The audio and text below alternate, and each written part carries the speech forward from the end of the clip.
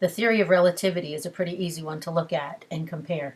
Space-time is derived from consciousness replicating itself, then physical and spatial concepts are rather meaningless, and all of conscious thought is relative, as best seen through the Zodiac Wheel. We really understand nothing except in relation to something else. So this is the Zodiac Wheel, and I need to acquaint you with it a little bit before we can get into the relativity that it shows. In astrology, the constellations are the signs of the Zodiac Wheel, because this wheel is actually a replica or a map of the universe from the Earth's perspective. So the ascendant in the Earth's chart begins at 0 Aries, and it begins the natural progression of the energies that we're familiar with through to the 12th house, which is Pisces, where things end. So Aries is initiating energy, it's where things begin, and Pisces is an ending energy that dissolves, it's where things end. And the houses in between cover all the areas of our lives. The 6 houses below the horizon, this being the horizon, are the private houses that deal with us and our close-knit family and small community and personal areas. And the 6 houses above the horizon are public houses dealing with us and the larger world. The Earth's chart begins at 0 Aries and ends at 29 or 30 degrees of Aries. This is the first house cusp, which is the ascendant here. Aries is the starting point of our consciousness. It is a cardinal fire sign which initiates action of the self. Aries rules me, my body, and my actions. And across from Aries is Libra, which rules our relationships, our close friends, our significant others. These, over here, these people are the mirrors we play with as we explore who we are relative to another person. Taurus is the natural second house of the Zodiac Wheel. It actually begins the axis of the 2 money houses.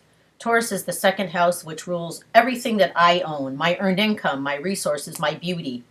And Scorpio rules the natural 8th house, which rules what other people have, other people's resources. In the ways, what we try to do is we try to find ways to use their resources as we figure out the difference between what I have and what they have. Scorpio also rules intimacy and sex, transparency, business type dealings, and that sort of thing, debts, loans, taxes, inheritance. So that what we try to do is when we see what they have, we perhaps want more, and we try to negotiate business terms or intimate terms with which we can obtain some of their resources. The natural 3rd house of Gemini begins a spatial axis in the Zodiac Wheel. Gemini rules the local community, siblings, neighbors, schoolmates, because it rules early childhood learning, local transportation, vehicles, and things like that get us around a close knit community. Across the Zodiac Wheel then is a global community where we look at higher consciousness, foreign places, philosophies that take in the big picture. We don't know much about our local community and why we believe the way we believe until we look at foreign cultures, and those are the mirrors that help us understand our values and our belief systems. Cancer begins the 4th house and 10th house axis of Cancer to Capricorn.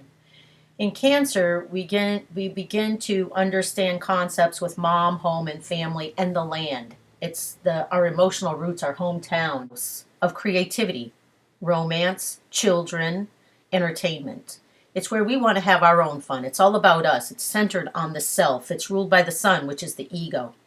And across the Zodiac Wheel is the larger self, the self in relationship to groups of people, to the whole collective of humankind, the social media, social network, universal concepts. Aquarius is about equality, egalitarian ideals, philanthropy.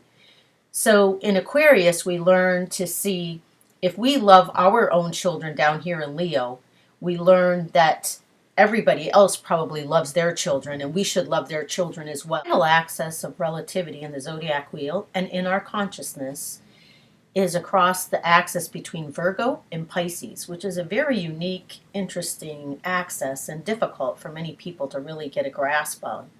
We understand Virgo energy very well. It's the house, the 6th house of health, work, day-to-day activities, volunteering, service, military service, what we do to fill our days, our roommates, our coworkers, and everything else that's all about busyness and our to-do list and getting things done, serving one another.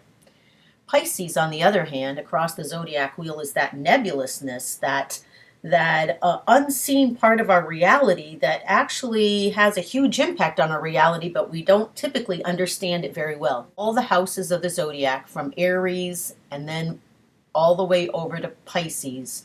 Pisces is an ending energy where we end that cycle of time in order to begin a fresh new cycle where we ascend in our consciousness and have new ideas, new revelations, but we first have to end our old ideas in the subconscious, which is the collective mindset, the Godhead that we are all, where we are all connected. Virgo is all about us doing. Pisces is all about us being connected and understanding that there is some higher consciousness guiding most of what we do. Like Merlin in this picture, if we look to the orbit of the stars and planets, we come back to the zodiac wheel for the integrity of the patterns of the universe, we can better understand the theory of relativity.